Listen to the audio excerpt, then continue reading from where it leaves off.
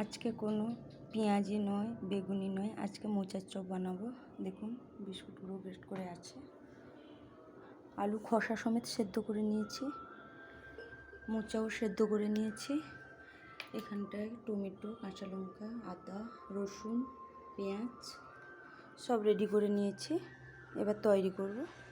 এই চপ বানাতে বাদামও লাগবে, নারকেল কুচিও লাগতো, কিন্তু আমি আজকে নারকেল কুচি দেব না। তেল দিয়ে দেবো। এই চপ বানাতে মশলা করতে খুব অল্প তেলই লাগে। পেঁয়াজ কুচি দিয়ে দিলাম, আদা বাটা দিয়ে দিলাম, চিনি দিয়ে দিলাম। এই মশলাটা খুব শুকনো শুকনোভাবে করতে হবে। সামান্য একটু হলুদ দেবো, কাঁচা লঙ্কা দেওয়া আছে, যে যার পরিমাণ মতো লঙ্কার গুঁড়ো দেবো। বাদামগুলো আলতো করে ভেঙে নিয়েছি। মশলা হয়ে গেছে, কিছুটা মশলা তুলে রেখেছি। এবার মোচাগুলো দিয়ে দিব। মোচাগুলো ভাজা ভাজা করে ভেজে নিচ্ছি। ম্যাগি মশলা দিয়ে দিব। কিছুটা মশলা আলুতে দিয়ে দিলাম।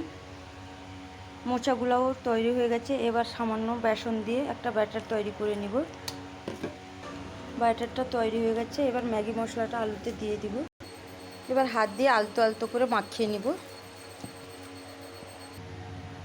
এবার মাখানো হয়ে গেছে ভালোভাবে। এবার দুই শেপে কাটলেটের মতো করে তৈরি করে নিব। দেখুন একটা শেপে করে নিচ্ছি, যেহেতু আজকে বেশি সময় নেই। একটা দেখাবো, তারপরে আবার করে নেব। একটা করে নিয়েছি, দিয়ে ঢাকা দিয়ে তারপরে সুন্দর করে গোল রাউন্ড করে নেব।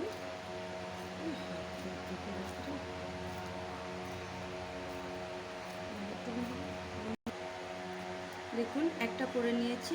এইভাবে প্রত্যেকটা করে নিব, কিন্তু আজকে মোচাগুলো সব এতে মাখিয়ে একসঙ্গে করে নিব। আজকে সময় নেই তাই। চপগুলো কাটলেটের শেপে নিয়ে নিয়েছি। এবার ভেজে নিব। তেল গরম করছি, তেলে ছেড়ে দিয়েছি চপগুলো। তুলে নিয়েছি, ভাজা হয়ে গেছে। কিছুটা তুলে নিয়েছি, আবার কিছুটা ছেড়ে দিয়েছি এখানে। তো বন্ধুরা, কে কি মোচার চপ বাড়িতে বানিয়ে খান কমেন্ট করে জানাবেন।